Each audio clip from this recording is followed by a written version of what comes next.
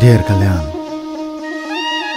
बिजुली चम्के जस्तै चम्कने मान्छेका सपनाहरू चट्याङ परेपछि ढल्ने र क्षणभरमै खरानी हुने विशाल विशाल रुखहरू जस्ता हुँदा रहेछन्। 70 साल पनि चट्याङ परेपछि ढल्दो रहेछ। मान्छेहरू सपनाको नगरीबाट दौडेर विपनाको धरातलमा जब ओर्लन थाल्छन्, तब कहिलेकाहीँ मान्छे एक्लो र निरीह भएको अनुभव गर्दो रहेछ। तिनै जीवनका अनुभवहरू, तिनै जीवनका सुख दुःखहरू, तिनै जीवनका खुसीहरू, तिनै जीवनका पीडाहरू साराका सारालाई बाँडिदिने ढेर कल्याण तपाईलाई सर्वप्रथम म स्यालुट गर्छु। दुःख त बगेर जान्छ पानी जस्तै भन्छन् मान्छेहरू। दुःख त सिनित्त पखालिएर जान्छ भन्छन् मान्छेहरू। तर दुःख त लेउ लागेको ढुङ्गामा बसेको हरियो पानीभित्र नदेखिने तर नजिक पुगेपछि देखिने गहिरो चोट हुँदो रहेछ। चोटहरू पखाल्न खोज्दा खोज्दै मान्छेले जीवन कटाउँछ। चोटहरू आफूबाट फुकालेर अरूतिर फ्याँक्न खोज्दा खोज्दै मान्छेले आफ्नो जिन्दगी गुमाउँछ। जीवनका बाटोमा, जीवनका गोरेटोहरूमा देखिने र भेटिने यिनै दुःखका छायाहरू, यिनै दुःखका कायाहरू सबै समेटेर साराका सारा मानिसलाई, लाखौं लाख मानिसहरूलाई बाँडिदिने ढेर कल्याण तपाईलाई आज म पनि आफ्नो कथा लेख्न चाहन्छु। मेरो नाम प्रज्वल दीप खड्का हो।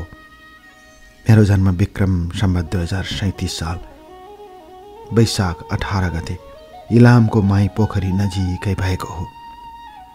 मेरो बुबाको नाम शरद दीप खड्का हो र आमाको नाम रश्मि खड्का। छोराको रूपमा म घरमा एक्लो छोरा हुँ। म जन्मेको धेरै वर्षपछि। ढेर कल्याण। बिजुली चम्के जस्तै चम्कने मान्छेका सपनाहरू चट्याङ परेपछि ढल्ने र क्षणभरमै खरानी हुने विशाल विशाल रुखहरू जस्ता हुँदा रहेछन्। 70 साल पनि चट्याङ परेपछि ढल्दो रहेछ। मान्छेहरू सपनाको नगरीबाट दौडेर विपनाको धरातलमा जब ओर्लन थाल्छन्, तब कहिलेकाहीँ मान्छे एक्लो र निरीह भएको अनुभव गर्दो रहेछ। तिनै जीवनका अनुभवहरू, तिनै जीवनका सुख दुःखहरू, तिनै जीवनका खुसीहरू, तिनै जीवनका पीडाहरू साराका सारालाई बाँडिदिने ढेर कल्याण तपाईलाई सर्वप्रथम म स्यालुट गर्छु। दुःख त बगेर जान्छ पानी जस्तै भन्छन् मान्छेहरू। दुःख त सिनित्त पखालिएर जान्छ भन्छन् मान्छेहरू। तर दुःख त लेउ लागेको ढुङ्गामा बसेको हरियो पानीभित्र नदेखिने तर नजिक पुगेपछि देखिने गहिरो चोट हुँदो रहेछ। चोटहरू पखाल्न खोज्दा खोज्दै मान्छेले जीवन कटाउँछ। चोटहरू आफूबाट फुकालेर अरूतिर फ्याँक्न खोज्दा खोज्दै मान्छेले आफ्नो जिन्दगी गुमाउँछ। जीवनका बाटोमा, जीवनका गोरेटोहरूमा देखिने र भेटिने यिनै दुःखका छायाहरू, यिनै दुःखका कायाहरू सबै समेटेर साराका सारा मानिसलाई, लाखौं लाख मानिसहरूलाई बाँडिदिने ढेर कल्याण तपाईलाई आज म पनि आफ्नो कथा लेख्न चाहन्छु। मेरो नाम प्रज्वल दीप खड्का हो। मेरो जन्म विक्रम सम्वत 2037 साल वैशाख 18 गते इलामको माई पोखरी नजिकै भएको हो। मेरो बुबाको नाम शरद दीप खड्का हो र आमाको नाम रश्मि खड्का। छोराको रूपमा म घरमा एक्लो छोरा हुँ। म जन्मेको धेरै वर्षपछि छोरीको जन्म भयो, अर्थात् मेरी बहिनीको जन्म भयो। मैले सानोमा माई पोखरी नजिकै पढेको हिन्दू र बौद्ध धर्मावलम्बीहरू लगायत अन्य अल्पसङ्ख्यक धार्मिक समुदायहरू मिलेर बनेको मेरो गाउँ सुन्दर छ। मेरो ठाउँ सुन्दर छ। मेरो बुबा नजिकैको सानो चिया बगानमा म्यानेजर हुनुहुन्थ्यो, त्यही इलाममा। पछि बुबाले इलामको सुलुङबुङमा जमिन हेर्ने भनेर बुबाको कम्पनीले घटाएपछि बुबा त्यहीँ जानुभयो। म, आमा र बहिनी त्यही माई पोखरी नजिकैको गाउँमा बस्न थाल्यौँ। पुवा मजुवा, टोडा झरना, खाखेजुङ्गा, सुम्बुक वरपरको प्राकृतिक सौन्दर्यतामा मेरो बालापन बितेको हो। मेरो बालापन सँगसँगै मैले आफ्ना सपनाहरूलाई पनि उमार्दै लगे। र म सानोमा धेरै चकचके थिएँ रे। पछि बुबाले मलाई कक्षा 5मा पढ्दा फिक्कलको एउटा बोर्डिङ स्कुलमा लगेर राखिदिनु भयो। बोर्डिङ स्कुलमा पढाउन सक्ने बुबाको क्षमता त थिएन, तर त्यहाँ फुपूको घर थियो। म फुपूको घरमा बसेर पढ्न थालेको त्यही फिक्कलमा। फिक्कल बजारदेखि अलिकति टाढा भए पनि फिक्कलसँग हाम्रो घनिष्ठ सम्पर्क हुन्थ्यो। मेची राजमार्ग नजिकै रहेको मेरो स्कुल अझै पनि याद आउँछ मलाई। त्यही पृष्ठभूमिमा मैले बालापन बिताए डेर कल्याण। म पढ्दै गएँ। विक्रम सम्वत 2052 सालको कुरा हो। म बिदामा फुपूको घरबाट आफ्नो घर आएको बेला बुबाले भन्नुभएको थियो, एसएलसी राम्रोसँग पढिस् र राम्रो नम्बर ल्याइस् भने म तँलाई काठमाडौँ पठाउँछु। त्यही काठमाडौँ जाने सपनाले मलाई फेरि धकेल्दै लाग्यो। म पढ्नमा तल्लीन हुन्थेँ। मलाई सानैदेखि एक्सर्साइज मन पर्थ्यो, त्यसैले म असाध्यै एक्सर्साइज गर्थेँ। पपुले भन्नुहुन्थ्यो, कति गरेको ढाड भाँचिएला। बिस्तारै बिस्तारै मेरो शरीर राम्रो हुँदै गयो डियर कल्याण। शरीरको सौन्दर्यता सँगसँगै मैले पढाइलाई पनि अगाडि बढाउँदै लगेँ।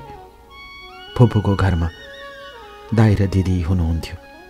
फुपूको फिक्कलमा तरकारी पसल थियो भने उहाँको बुबाको अर्थात् उहाँको श्रीमानको चिया पसल थियो।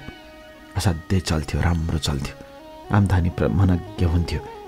र म कहिलेकाहीँ समय मिल्यो भने त्यहीँ जान्थेँ, सघाइदिन्थेँ। फुपू दङ्ग पर्नुहुन्थ्यो, मलाई मन पराउनुहुन्थ्यो, फुपूले माया गर्नुहुन्थ्यो। त्यसैले मैले बालापन फिक्कलमा बिताएको डियर कल्याण। फिक्कल वरपरका सौन्दर्यमा मैले आफूलाई अझै पनि पाउँछु। त्यही वरपरको सौन्दर्यमा मैले अझै आफूलाई पनि भेट्टाउँछु। जीवनका चोटहरू, जीवनका पीडाहरू, जीवनका दुःखहरू बिसाउन म जब फिक्कललाई सम्झन्छु तब मलाई अँध्यारोबाट उज्यालोतिर फर्के जस्तो लाग्छ। त्यहीँको वातावरणमा मैले मेरो बालापन बिताउँदै गएँ डियर कल्याण। मेरा जिन्दगानीका खुड्किलाहरू अगाडि बढ्दै गए र विक्रम सम्वत 2053 सालमा मैले त्यहीँबाट एसएलसी दिएँ। र एसएलसी पछि मैले त्यही फिक्कलमा कम्प्युटरहरू सिक्न थालेँ। अगाडिको भविष्य नजिक आएको अनुभव गर्दै म आफ्नो पढाइमा तल्लीन रहन्थेँ। मलाई कुनै कुराको चासो हुँदैन थियो। फुपू भन्नुहुन्थ्यो, असाध्यै पढ्छ यो केटाले, यो केटा राम्रो मान्छे बन्छ भन्नुहुन्थ्यो फुपूले। म कस्तो मान्छे बने, कस्तो सोचेको थिएँ, कस्तो भए, म सुनाउँछु डियर कल्याण आज तपाईँलाई मेरो कथा। यसरी विक्रम सम्वत 2053 सालमा एसएलसी दिएपछि विक्रम सम्वत 2054 सालमा रिजल्ट आयो। म प्रथम श्रेणीमा राम्रो अङ्क ल्याएर पास भए। बुबाले स्याबासी दिनुभयो। तर बुबाको लागि ठुलो जिम्मेवारी थियो। मलाई पढाउनु पर्ने, मलाई माथि उकास्नु पर्ने र मलाई जीवनमा असल बाटोमा डोर्याउनु पर्ने बुबाको जिम्मेवारी अझ थपियो। बुबाका तालुहरू अझ सुक्दै गए, तर मेरो सपनालाई मैले निरन्तरता दिइरहेँ। र बुबाले भन्नुभयो, म तँलाई काठमाडौँ पठाउँछु, तैँले काठमाडौँमा राम्रोसँग पढ्नुपर्छ। जीवनको सपना थियो डियर कल्याण काठमाडौँ आउने, जीवनको रहर थियो काठमाडौँमा पढ्ने। त्यो रहर बुबाले पुरा गरिदिनु भयो र म एसएलसी सकेर आफ्नो सर्टिफिकेट बोकेर म काठमाडौँ छिरेको मान्छे हुँ। म सुनाउँछु डियर कल्याण तपाईँलाई मेरो कथा, मेरो जिन्दगानीको कथा आज दिल खोलेर सुनाउँछु तपाईँलाई, बस दिल खोलेर।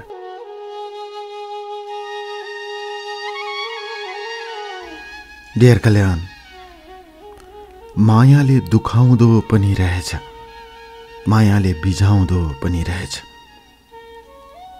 मायाले हँसाउँदो पनि रहेछ र त्यही मायाले रुवाउँदो पनि रहेछ।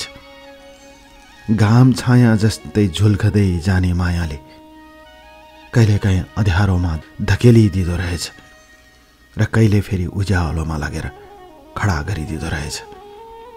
मायाका अनेक रङहरू, जिन्दगानीका अनेक स्वरूपहरू, तिनै स्वरूपहरूको फेरो समाएर कहिले उकाली कहिले ओह्राली, कहिले समथर कहिले भन्ज्याङ तर्दै जाने जीवनका यी दो बाटोहरू र दो बाटोमा भेटिने अनगिन्ती बाटोहरू।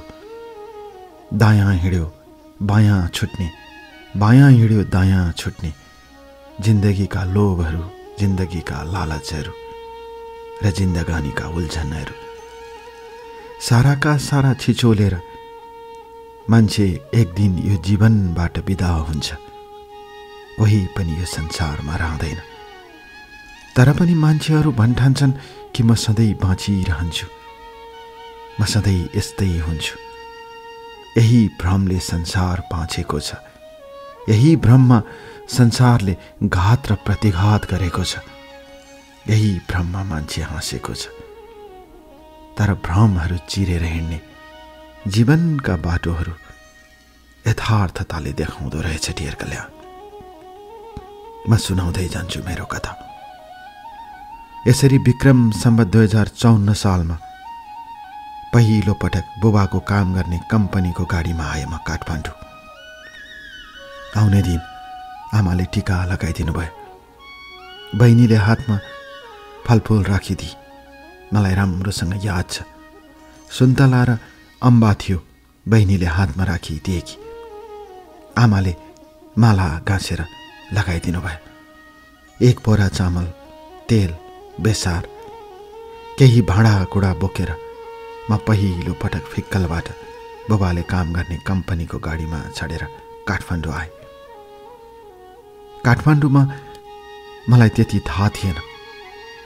म काठमाडौँ आएपछि मलाई कहाँ लगियो थाहा थिएन, तर पछि बुझेँ।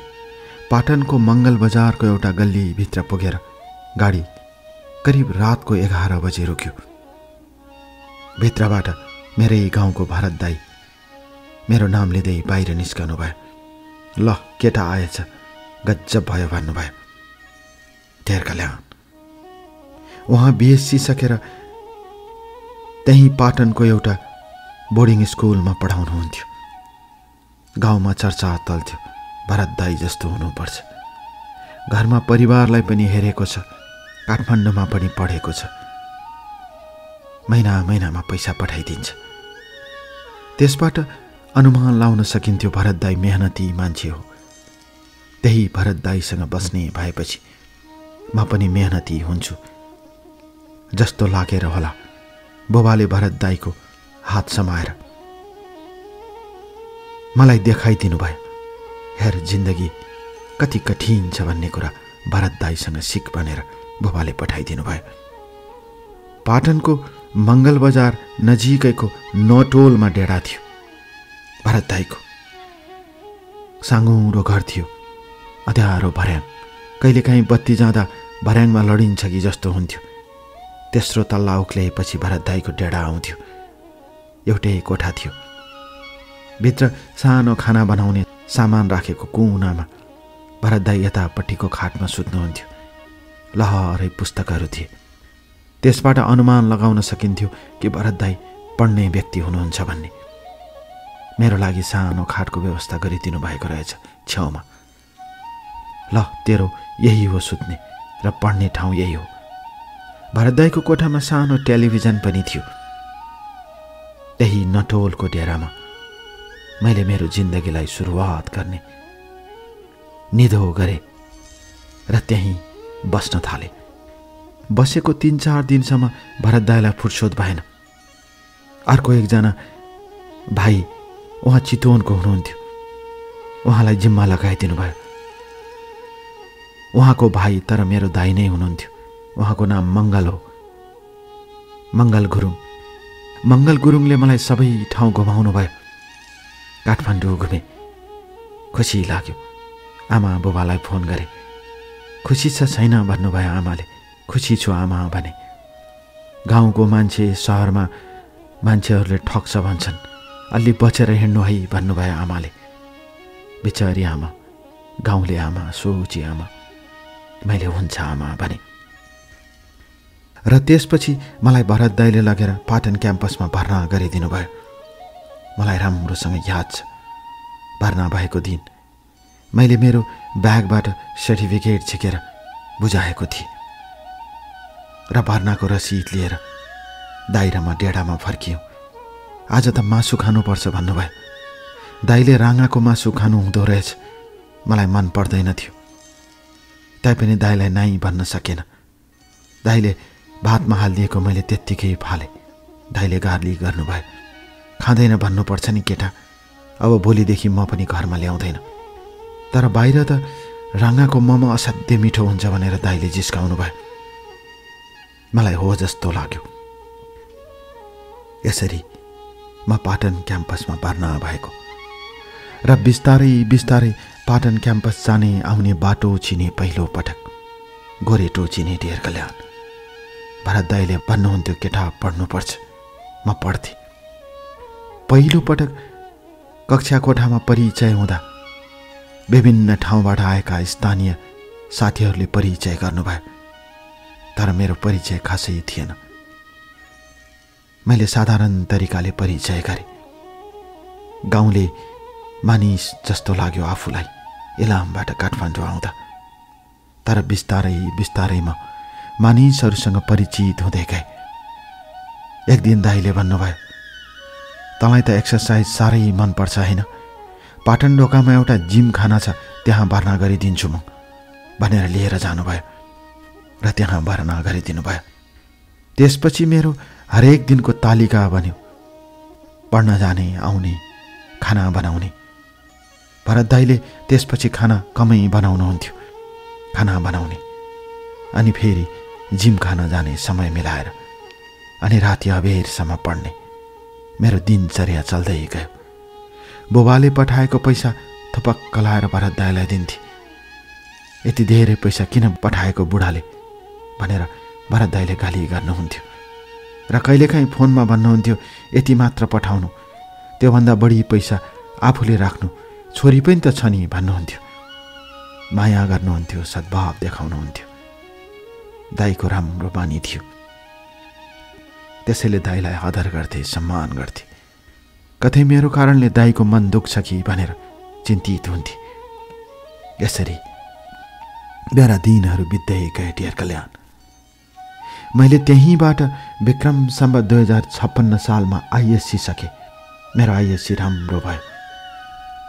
केटाले राम्रो गर्यो भनेर दाइले चारैतिर हल्ला फैलाइदिनु भयो। इलाम वरपरका साथीहरूले फोन गर्थे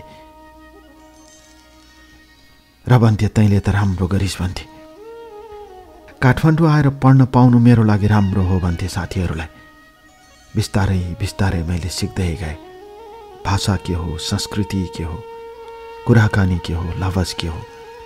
मैले काठमाडौँमा आफूलाई बुझ्दै गएँ, खोज्दै गएँ र बिस्तारै बिस्तारै आइएससी सकिसकेपछि बिएससी त्रिचन्द्रमा पढ्नुपर्छ भनेर दाइले मलाई त्रिचन्द्रमा लिएर जानुभयो। पाटन ढोकाबाट बस चढेर गइन्थ्यो।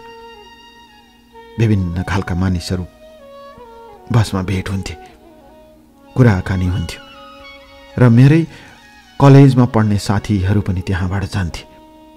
विशेष गरी नेवार समुदायका साथीहरू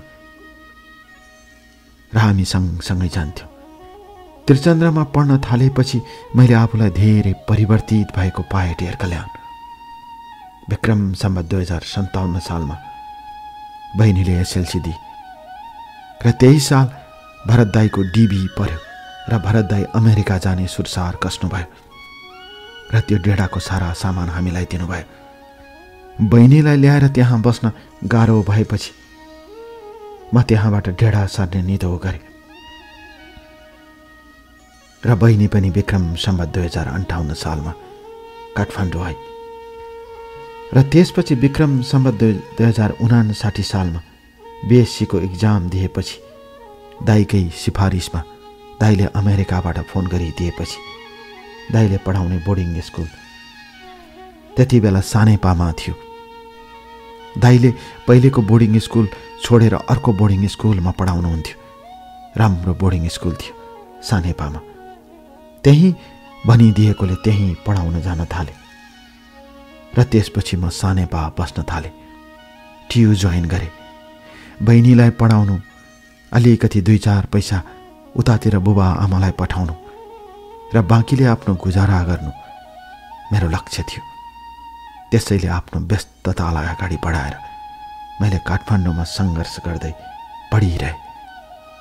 यसरी बीएससी सकेपछि मेरा जीवनका सपनाहरू फराकिला हुँदै गए र त्यहीँबाट सुरु हुन्छ मेरो कहानी। म सुनाउँछु डियर कल्याण आज तपाईलाई मेरो जीवनको कथा, बस जीवनको आफ्नो कथा।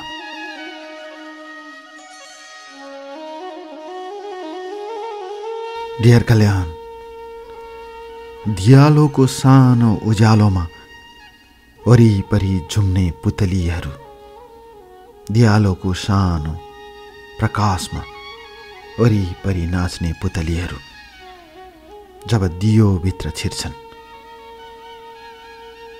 जब दियालोभित्र प्रवेश गर्छन्, तब जीवनलाई आहुतिमा परिवर्तन गर्छन्। कहिलेकाहीँ मान्छेका सपनाहरू पनि त्यस्तै हुँदा रहेछन्। दियालोको उज्यालोमा नाच्नेहरू, दियालोले डढेर मरेका कथाहरू यदा कदा छरपष्ट सुनिँदै जान्छन् जीवनमा। त्यही कथाको फेरो समाएर फेरि पनि उज्यालोको वरिपरि रम्न चाहनेहरू किन मोहनी लागेको एउटा मानिस जस्तै वरिपरि झुम्मिरहन्छन् थाहै हुँदैन। जिन्दगीका यी बाटोहरूमा, जिन्दगी र पुतलीका यी परिवेशहरूमा कहिलेकाहीँ कुनै पनि फरक नहुँदा साँच्चैकै जीवनले जीवनलाई ठग्दो रहेछ, जीवनले जीवनलाई ठुङ्दो रहेछ। त्यही ठुङ्गिएका कथाहरू, त्यही ठुङ्गिएका पीडाहरू आज म सुनाउँछु डियर कल्याण। काठमाडौँमा सपना बुन्न हिँडेको केटामा, काठमाडौँमा सपना बनाउन हिँडेको केटामा, काठमाडौँमा सपनाको फराकिलो साम्राज्य खडा गर्न हिँडेकोमा मैले आफ्नो साम्राज्यलाई कसरी ध्वस्त पारे म आफै सुनाउँछु मेरो कथा। कुरा विक्रम सम्वत 2062 सालको हो। मैले त्यहाँबाट डेढा सरेर जाउला खेलमा आए र त्यति बेलाको कुरा हो। मलाई मेरो बोर्डिङ स्कुलमा पढाउने प्रिन्सिपलले असाध्यै मन पराउनुहुन्थ्यो, किनकि म मेहनती थिएँ जस्तो लाग्थ्यो डियर कल्याण। एक दिन उहाँले भन्नुभयो, एउटा राम्रो परिवारको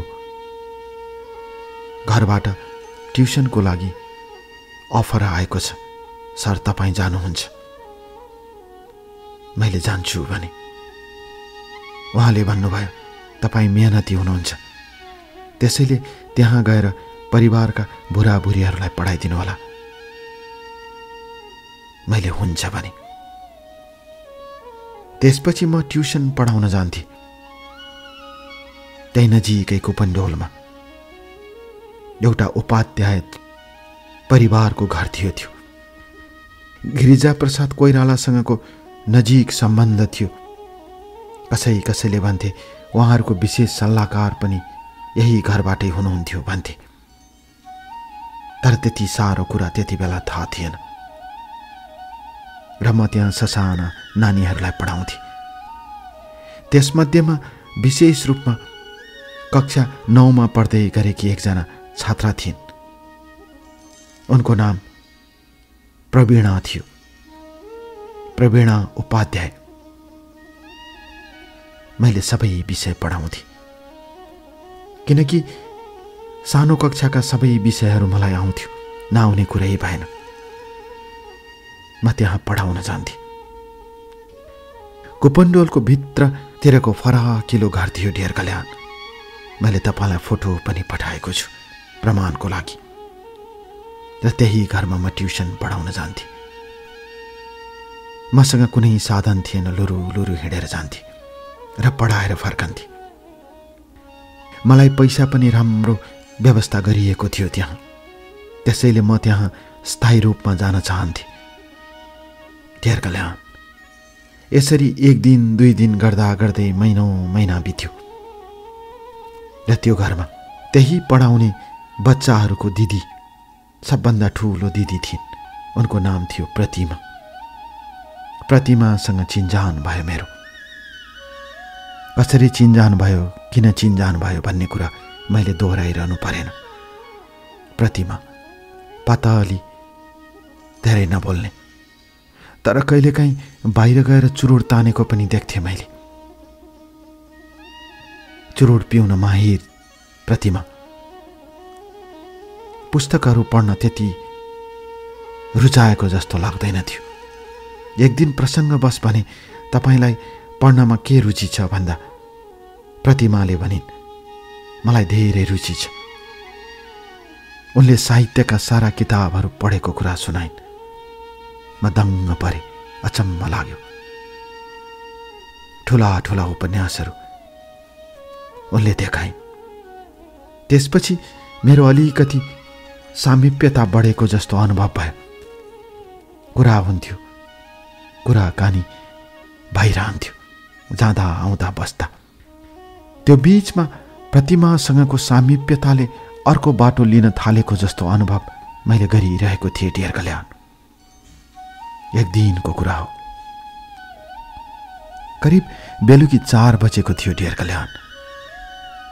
काठमाडौँको पहेँलो घाम, अर्थात् अस्ताउन लागेको घाम घरको माथिल्लो छतमा ठोकिएको थियो।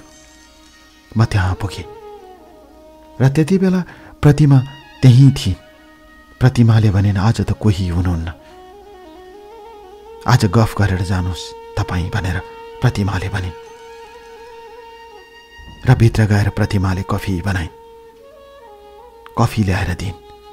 ठुला बडाले कफी खाने चलन काठमाडौँमा पहिल्यैदेखि रहेछ भन्ने कुराको मैले लक काटेँ। म त चिया पसलमा चिया बनाएर बेच्ने परिवारको मान्छे। त्यति ठुलो शानदार घरमा, त्यो पनि त्यति राम्री परिवारकी छोरीसँग सँगसँगै कफी खान पाउँदा मलाई खुसी लाग्यो।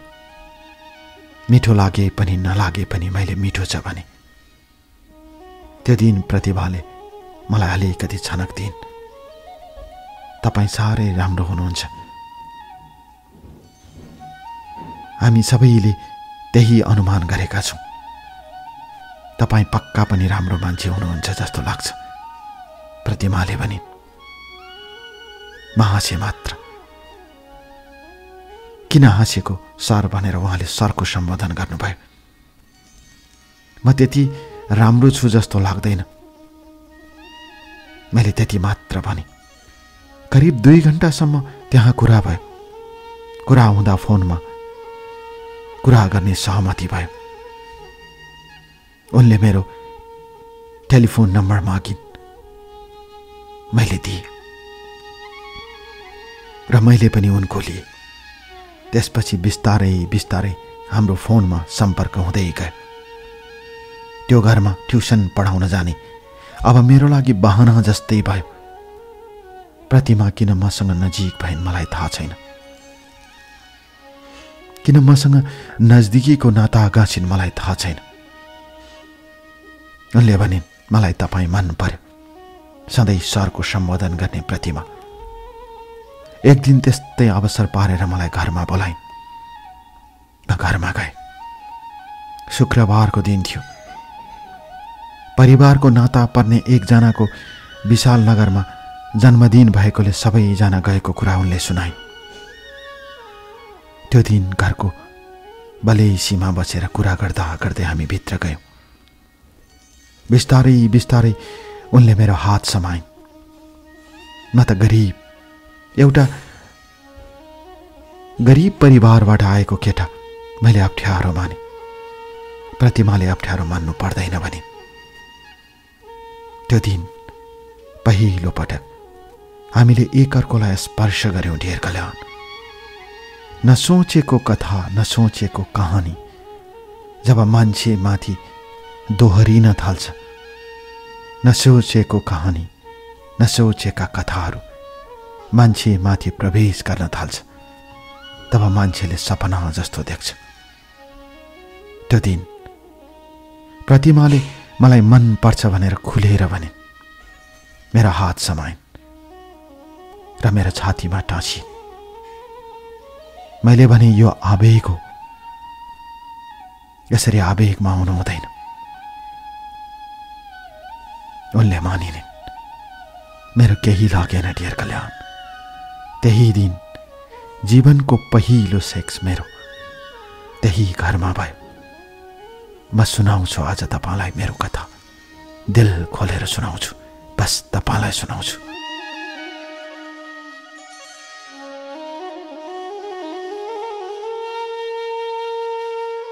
डियर कल्याण, हिँड्दा हिँड्दै दो बाटोमा भेटिने चौबाटोहरू, हिँड्दा हिँड्दै चौबाटोमा रोकिने भन्ज्याङहरू, गाह्रो मानेर अप्ठ्यारो मानेर मनमा साहस बटुलेर पारीतिर पुग्ने र भन्ज्याङवारीका सम्झनाहरूलाई त्यतै छोडेर हिँड्नुपर्ने जिन्दगानीहरू, चोटहरू, दुःखहरू, पीडाहरू, अनगिन्ती घाम छायाहरू र अनगिन्ती मायाहरू, परिवर्तनको सोपानबाट देखिने जीवनका सपनाहरू त्यति उज्याला हुँदैनन् जति उज्याला जीवनका यथार्थहरू हुन्छन्। तर पनि मान्छेले सपना देख्न छोड्दो रहेनछ। त्यही सपनाले दिने घात र प्रतिघातहरू, त्यही सपनाले देखाउने बिम्ब र प्रतिबिम्ब माल्झिएर मान्छेले जुग काट्छ, मान्छेले जुनी काट्छ। र त्यही सपनाले मान्छेलाई अँध्यारोमा फसाउँछ, र त्यही सपनाले मान्छेलाई अँध्यारोमा जकडेर राखिदिन्छ। कसरी भनौँ, कहाँबाट भनौँ डियर कल्याण, मेरो कथा जीवनमा कसरी गलत बाटोमा लाग्दा लाग्दै जीवनलाई मैले राम्रो तरिकाबाट लान सकिन। आज म सुनाउँछु तपाईलाई मेरो कथा, दिल खोलेर सुनाउँछु। यसरी प्रतिमासँगको सामिप्यताले प्रेमको रूप लियो डियर कल्याण। पहिलो दिनको त्यो सम्बन्धपछि म जाउला खेल आफ्नो डेढामा आए। कहाँको त्यो सम्पन्नता, कहाँको मेरो डेढा। आफैले आफैलाई उपहास गर्न मन लाग्यो। त्यति सम्पन्न परिवारको त्यो सम्बन्धसँग के मेरो सम्बन्ध गाँसिन्छ। त्यो दिन बहिनीले बनाएको खाना राम्रोसँग खान सकिन। बहिनीले सोधिन्, दाइ के आज सन्चो छैन क्या हो हजुरलाई? मैले छ भने। तिमी पढ, म रेस्ट गर्छु भनेर सुते। आँखा चिम्लन खोजे डियर कल्याण, तर निन्द्रा लागेन।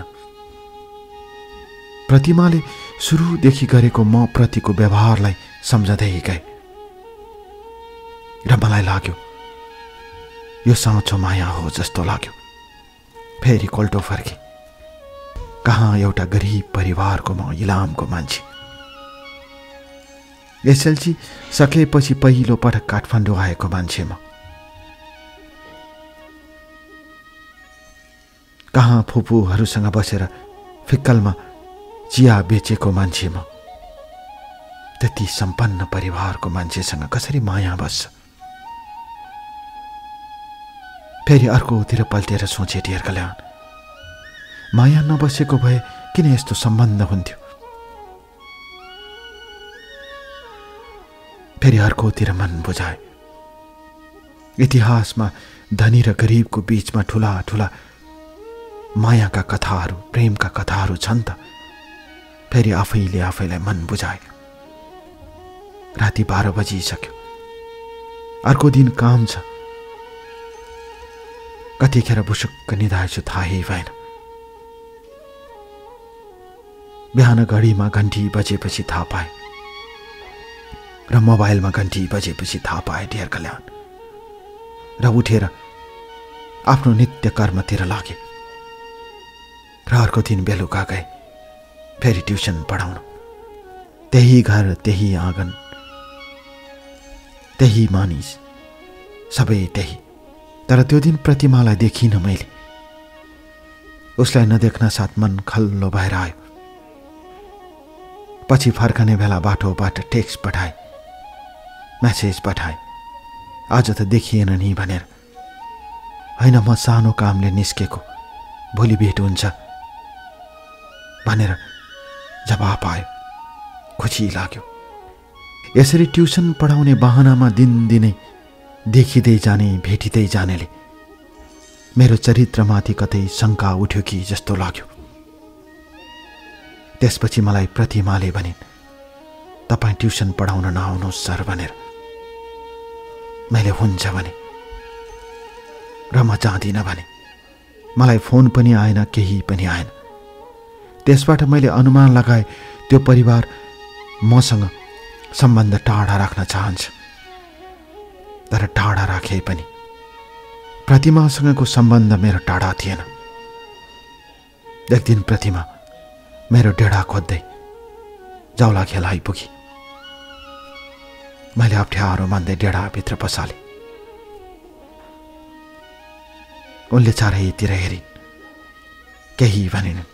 ठिकै त छ नि, यस्तै त हो नि भने। मैले चिया बनाएँ।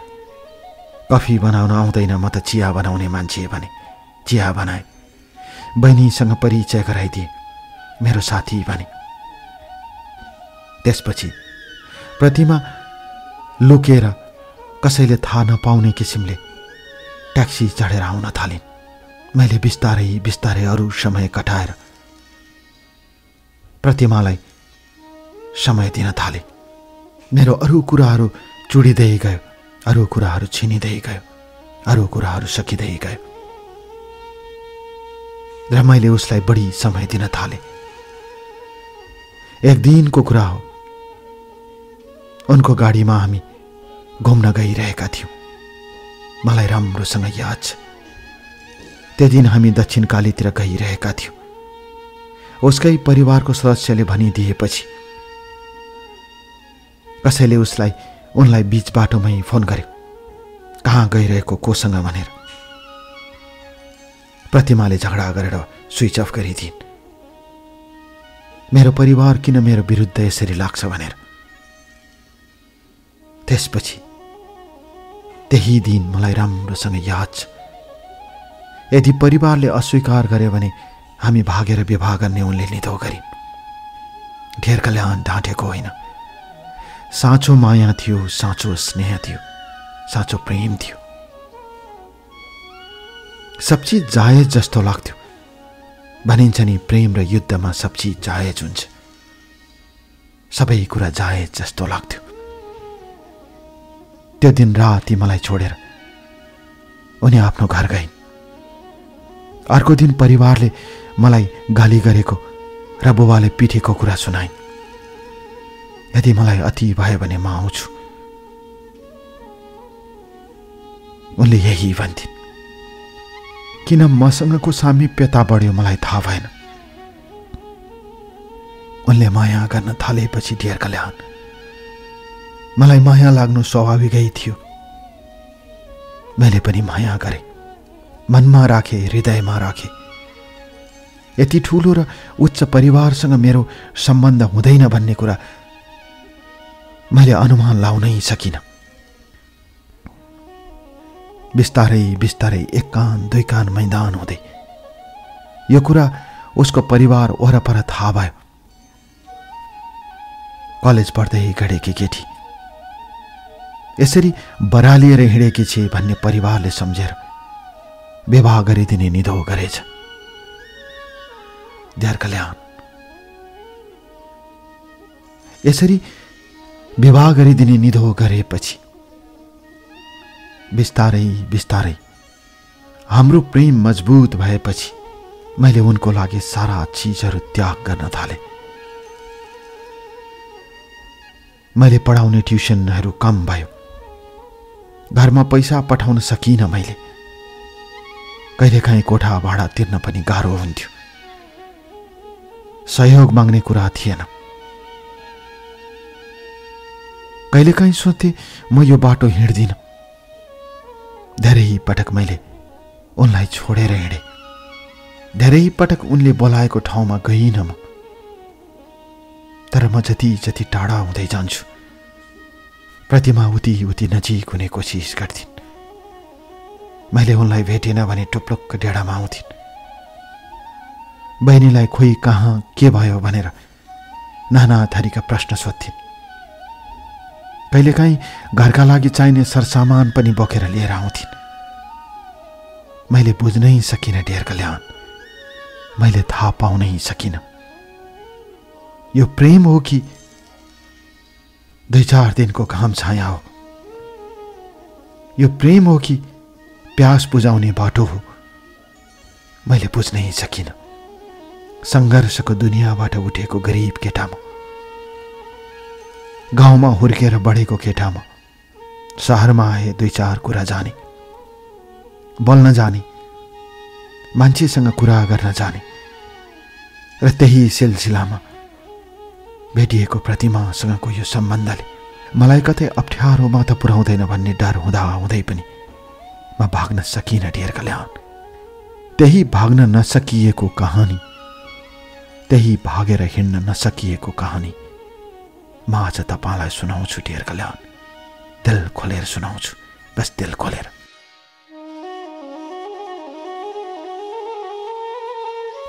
डेर कल्याण, मान्छेहरू हिमाल चढ्ने सपना बोकेर हिमालको फेदतिर लम्कन्छन्। मान्छेहरू सागर पौडने सपनाहरू बोकेर सागरतिर लम्कन्छन्। तर जीवनको बाटोमा बाबा आमाको सपना बोकेर हिँडेको मान्छे म काठमाडौँमा कसैको मायामा लम्कन थाले। मायाले बिगार्छ भन्छन्, मायाले भत्काउँछ भन्छन् र त्यही मायाले सपार्छ पनि भन्छन्। भिन्न भिन्न मान्छेको भिन्न भिन्न विचारहरू, भिन्न भिन्न मान्छेको भिन्न भिन्न कथाहरू, तिनै कथाभित्रका दुर्दशाहरू आज पोख्न चाहन्छु म डेर कल्याण। यसरी प्रतिमासँगको सम्बन्ध गहिरिँदै गयो। एउटा हुने खानेकी छोरी, एउटा शिक्षक पेसा सामान्य एउटा गाउँबाट आएको डेढामा बस्ने मान्छेसँग हुन सक्दैन भनेर परिवारले बारम्बार विरोध गर्यो। 64 सालको कुरा हो डेर कल्याण। म सुनाउँछु आज तपाईलाई मेरो कथा। 64 सालको दशैंमा म घर गएँ, फुपूको घरमा गएँ, प्रतिमाको फोटो देखाएँ। म उनैसँग विवाह गर्छु भने फुपूले सबै सोध्नुभयो र भन्नुभयो, त सबै जानेको मान्छे, ठुला बडाहरूसँगको माया लामो हुँदैन, विचार गरेर हिँड भन्नुभयो। घरमा पुगे, आमा बुबालाई कहानी सुनाए। बुबाले सुस्केर हाल्नुभयो। आमाले बुहारी खोजेर बसिरहनु भएको रहेछ गाउँमा। कलेज पढ्दै गरेकी केटी, त्यही फिक्कलमै कलेज टप गर्ने केटी, सबै कुरा मिलाउनु भएको रहेछ। तर मैले आमाको कुरा सुनिन डियर कल्याण। म त प्रेममा पागल भएको मान्छे। कुनै चलचित्रमा नायकले गरेको जस्तो अभिनय गर्न थाले। बाबाले सुस्केर हाल्नुभयो र बहिनीलाई भन्नुभएछ, छोरा बिग्रियो काठमाडौँ गएर, काठमाडौँको हावा लाग्यो। कस्तो थियो मेरो छोरा, आज उसको कुरा बेग्लै छ भन्नुभयो। यो कुरा पछि बहिनीले मलाई भनी। दसैँ तिहार राम्रोसँग नमानेर बाबा आमासँग बिदा मागेर म काठमाडौँ आएँ। प्रतिमासँग जीवन बिताउने र जीवनको उच्च स्तरको आफ्ना आनी बानीहरूलाई अभ्यस्त बनाउने काममा म लागेँ। 10 रुपियाँको चिया खाने अब म 150 रुपियाँको कफी खान थालेँ थमेलतिर गएर। पैसा नपुग्दा साथीहरूसँग सापट माग्न थालेँ, किनकि म प्रेममा छु। प्रेमले मान्छेलाई नाटकीय पात्र जस्तै बनाउँदो रहेछ डियर कल्याण। म पनि त्यस्तो बन्दै गएँ। विक्रम सम्वत 2064 सालको मङ्सिर महिनाको 18 गते प्रतिमाको बिहे गरिदिने कुरा भयो। उनले बेलुका फोन गरिन् र भनिन्, म तिमीसँग बिहे गर्न चाहन्छु। सरबाट तपाईँबाट तिमीमा सम्बोधन झरिसकेको थियो हाम्रो। हामी एकअर्कालाई असाध्य माया गर्थ्यौँ। त्यसमा दुई मत थिएन डियर कल्याण। मैले हुन्छ भने म के कम। र त्यही मङ्सिर महिनाको जाडोको बिहानै उनी ट्याक्सी लिएर मेरो डेडामा आइन् र भनिन्, अब म जाँदैन, मलाई तिमीले सिन्दुर राखिदेऊ भने। मैले धेरै गमेँ। काठमाडौँमा गाह्रो हुन्छ, हामी पोखरा जाउँ भने। त्यसपछि ट्याक्सी लिएर हामी सिधै एयरपोर्ट गयौँ र त्यहीँबाट हामी पोखरा जानको लागि एयरलाइन्समा चढ्यौँ। त्यहाँ कसैले देखेछ र घरमा फोन गरिदिएछ। ठुला बडाको कथा हो डियर कल्याण यो। करिब बिहान 10:30 बजे पोखरा एयरपोर्टमा ओर्लन साथ साधारण पोसाकमा आएका पुलिसहरूले प्रतिमालाई चिनिहाले र महिला पुलिसहरूले उहाँलाई पक्रेर लगे र अर्को पुलिसले मलाई पक्रेर लग्यो। त्यति बेला पुलिसहरू भ्यानमा आएका थिएनन्। कसैले थाहा नपाओस् भनेर साधारण गाडीमा आएका थिए। हामीलाई त्यहाँबाट प्रहरी प्रधान कार्यालयमा लगियो। सोधखोज भयो। मैले भने हाम्रो खुसीले विवाह गर्न आएका हौँ। केही प्रहरी अफिसरहरू हाम्रो कुरालाई स्वीकार्दै हुनुहुन्थ्यो, तर माथिबाट फोन आउन साथ त्यहाँ कुरा बदलियो। त्यसपछि प्रतिमालाई त्यहाँबाट जबरजस्ती लगियो। कहाँ लगियो, कसरी लगियो मलाई थाहा भएन। टिकट उनकै हातमा थियो डियर कल्याण। र उनी गएपछि म त्यही कार्यालयबाट बाहिर निस्किएँ। मलाई 2-4 जनाले गाली गरे। सायद उनका मान्छे थिए होला। यति अपशब्द प्रयोग भयो त्यहाँ, म सुनाउन सक्दिनँ डियर कल्याण। त्यसपछि म त्यहाँबाट निस्केर मैले खल्ती छामेँ।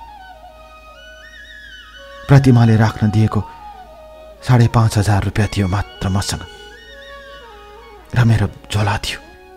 त्यही झोला बोकेर म त्यहाँबाट बस पार्कतिर गए। कहाँ जाउँ कसो गरौँ भइरह्यो। मैले फोन गरिरहे लगातार, तर प्रतिमाको फोन स्विच अफ थियो। पछि मैले थाहा पाएँ उनलाई अर्को फ्लाइटबाट काठमाडौँ तुरुन्तै फर्काइएको रहेछ र घरमा उनलाई काउन्सिलिङ गरिएको रहेछ, सम्झाइएको रहेछ। एक दिन, 2 दिन, 3 दिन गर्दा गर्दै उनी आफूलाई सम्हाल्न सक्ने भएपछि परिवारले उनको लागि धेरै कुराहरू सोच्न थालेछ। डियर कल्याण, म त्यही दिनबाट सुरु गर्छु मेरो कथा, जहाँ म छुटेको थिएँ प्रतिमासँग। छुटिएपछि म कहाँ जाउँ, कसो गरौँ भइरह्यो डियर कल्याण। त्यसपछि म पोखराको बस पार्कमा आएँ। बस पार्कमा बसेर रोएँ, एक्लै रोएँ। मेरो 2-4 जना साथीहरूलाई थाहा थियो, फोन गरे। चिन्ता नगर आऊ भनेर भन्नुभयो। अमेरिका पुगेको भरत दाईलाई फोन गरेर रोए। त्यहीँबाट दाईले सम्झाउनु भयो, यस्तो समझदार केटाले त्यस्तो गर्नु हुँदैन भनेर। त्यही सेती नदीमा खसेर मर्न मन लाग्यो डियर कल्याण, तर बुबा आमा सम्झेर मर्न सकिन, बहिनी सम्झेर मर्न सकिन। त्यसपछि म त्यहाँबाट कहाँ जाउँ, के गरौँ भइरह्यो। टोलाएर बसिरहे। बस पार्कमा चिया बेचिरहेका मानिसहरूलाई देखी सोचे, मेरो जिन्दगी यस्तो पो जिन्दगी हो। कति हाँसिरहेका छन्। चियाका कपहरू मानिसहरूको अगाडि लम्काउँदै कति हाँसिरहेका छन्। म त यस्तो मान्छे पो हुँ। ठुला बडालाई प्रेम गर्नु मैले गल्ती गरे जस्तो लाग्यो, तर फेरि माया लाग्यो, असाध्यै माया लाग्यो। मैले केही सोच्नै सकिनँ। त्यति बेला मलाई प्रहरी कार्यालयमा कागज गर्न लगाइएको थियो र मलाई सिग्नेचर गर्न लगाइएको थियो। जबरजस्ती केही मानिसहरूले, पुलिस अफिसरहरू धेरै जसो मेरो पक्षमा हुनुहुन्थ्यो। तर माथिबाट फोन आएपछि के गर्ने? प्रतिमा पनि मेरै पक्षमा थिए।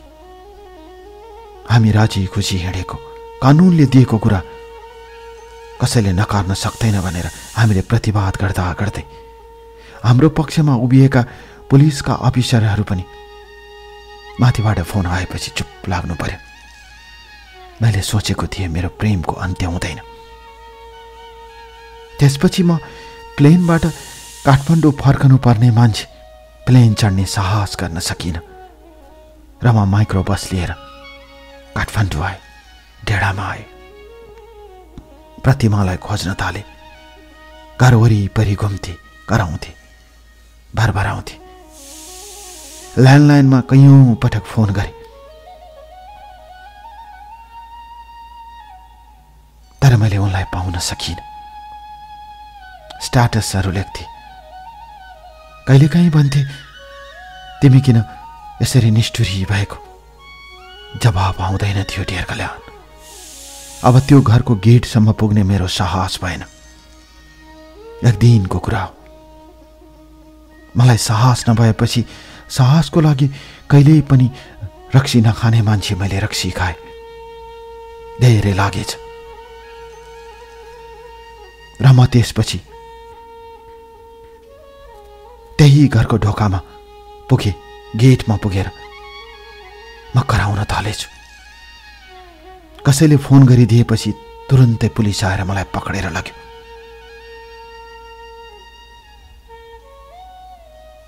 मलाई जाल झेल लगाएर 4 दिनसम्म थुनियो। प्रतिमालाई यो कुरा थाहा थियो कि थिएन थाहा छैन डियर कल्याण, तर यो कुरा त्यति बेलाको पत्रिकामा समेत निस्किएको थियो। मैले कटिङ समेत पठाएको छु।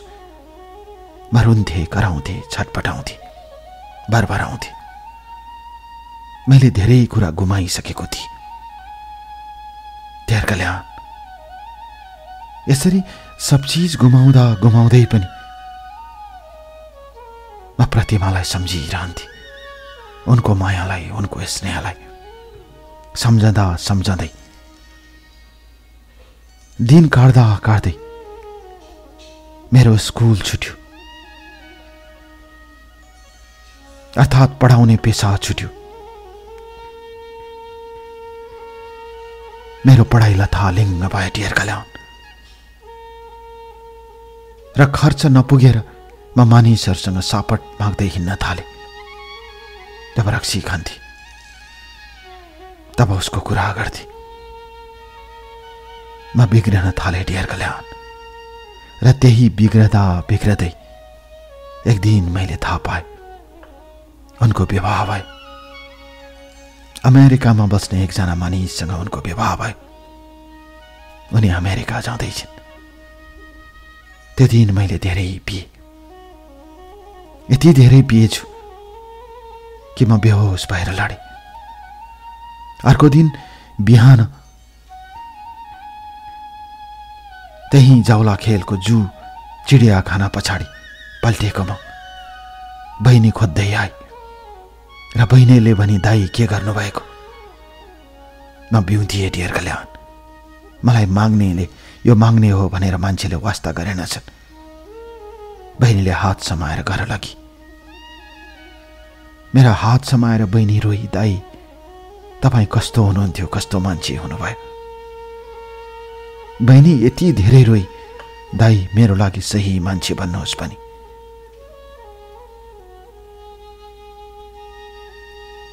र उसले तुरुन्तै घरमा फोन गरी बुबा आउनुभयो। बुबा सँगसँगै आमा आउनुभयो। डेढामा 15 दिन बस्नुभयो। 3 महिनादेखि भाडा तिरेको थिएन। बुबाले तिरिदिनुभयो र बहिनीलाई समेत भन्नुभयो छोरी हिँड, त्यही फिक्कलमा पढौली, यहाँ पढ्नु पर्दैन भनेर। सारा सब चिज छोडेर परिवारले मलाई लिएर गयो। म सुनाउँछु डियर कल्याण मेरो कमजोरीको कथा। म सुनाउँछु, तपाईलाई दिल खोलेर सुनाउँछु, बस दिल खोलेर। डियर कल्याण, जीवनका दुःखहरूलाई, जीवनका पीडाहरूलाई मलम बनाएर लाउन सकिँदो रहेनछ। दुःख त बगाउनु पर्दो रहेछ आँसुबाट। मैले बगाएँ र म इलाम पुगे। परिवारसँग गाउँमा गए। त्यति ठूलो सपना देख्ने मान्छे म डियर कल्याण। म रक्सी खाएर लडे। त्यति ठूलो सपना देख्ने मान्छे म बाटो बरालिएर हिँडेको अवस्थामा पुगे। गाउँमा पुगेपछि आमाले सम्झाउनु भयो, यति राम्रो केटा मान्छे। बहिनीले पनि बाटो बिराएको भए के हुन्थ्यो भनेर सम्झाउनु भयो। आमा रुन थाल्नुभयो, मेरो चिन्ता गर्न थाल्नुभयो। म कहिलेकाहीँ गाउँमा यता कता घुमेर पिउँथे। पिउँदा आनन्द लाग्थ्यो डियर कल्याण, तपाईँलाई नडाँटेर भन्छु। त्यसपछि मैले साथीहरू मार्फत उसलाई खोज्ने कोसिस गरेँ। दिन बित्यो, समय बित्यो, महिना बित्यो, वर्ष बित्यो। फिक्कलको एउटा स्कुलमा मैले पढाउन थालेँ। जान्थे आउँथे, त्यही पेसा चल्थ्यो। तर बेलुका भट्टीतिर पस्ने बानी छुटेको थिएन। म बिग्रेको शिक्षकमा कहली, डियर कल्याण, म सुनाउँछु आज तपाईलाई मेरो कथा। परिवारले धेरै अनुरोध गरेपछि मैले विवाह गरेँ। इलामबाटै विवाह गरेँ। बुबाले फिक्कल बजारबाट अलिकति पारीतिर एउटा घर बनाइदिनु भएको थियो। त्यही घरमा बसेर श्रीमतीको हेरचाह गर्दै मैले त्यहीँको स्थानीय कलेजमा पढाउन थालेँ। आफ्नो पढाइ पूरा गरेर 69 सालमा छोरा जन्मियो। त्यसपछि बुबा बिरामी हुनुभयो। बुबालाई क्यान्सर भयो। जब बुबा क्यान्सर भएर लड्नुभयो तब बुवाले मेरो मुख हेर्नुभयो। बुबाको सहारामा भने म कति निकम्मा छोरा हुँ डियर कल्याण। मेरो बुवाको उपचार गर्न सकिनँ मैले।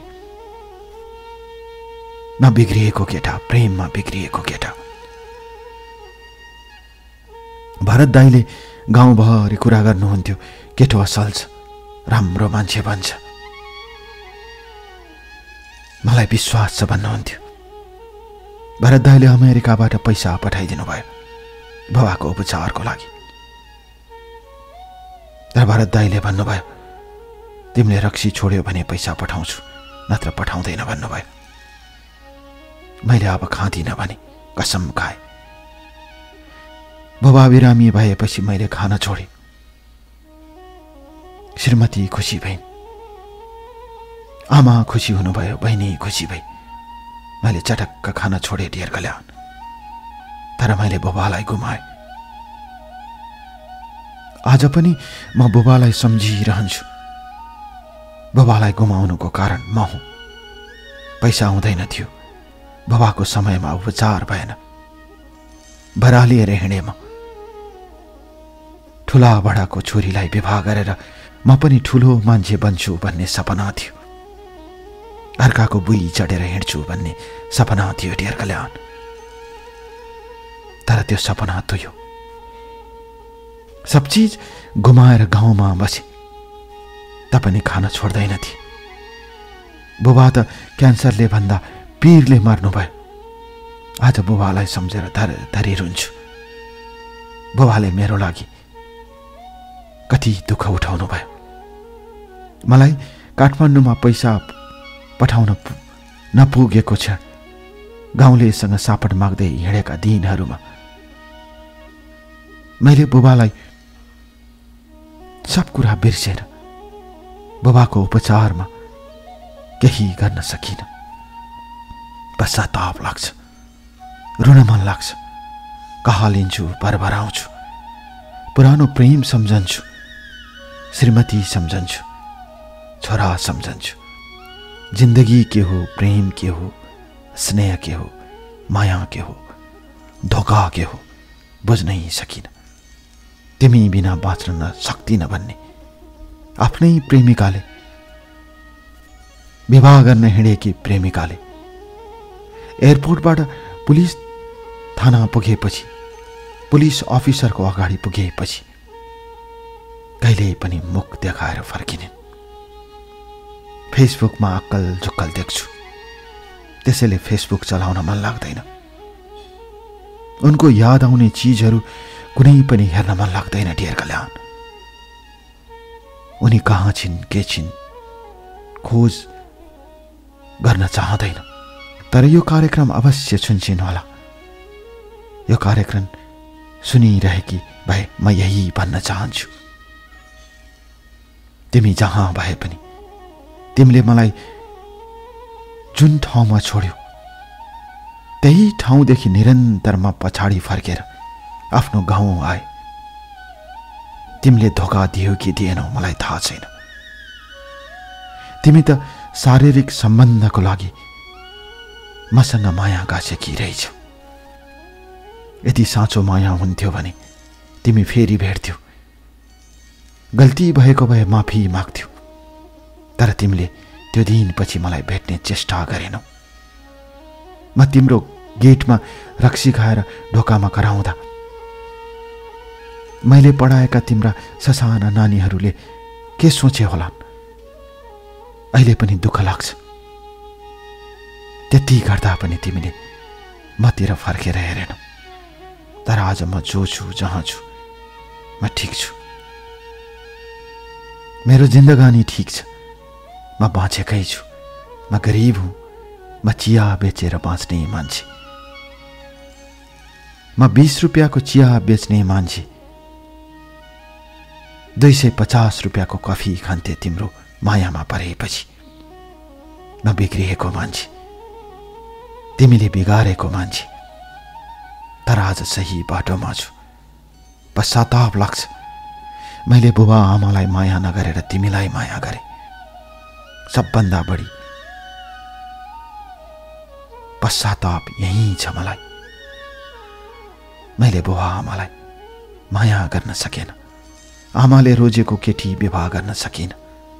आमाको सपना पूरा गर्न सकिन। तिम्रो मायाको लागि मैले बुबा आमाको सपनामाथि घात गरे। म प्रायश्चित गर्न चाहन्छु र यो कार्यक्रम सुनिरहनुभएका सबैलाई यही भन्न चाहन्छु। सबभन्दा ठुलो कुरा परिवार हो। जन्म दिने बुबा आमा हुन्। जहाँ जानुहोस् संसारमा, तर बुबा आमाको आँखामा आँसु नल्याउनुहोस्। म यही भन्न चाहन्छु, बस यही।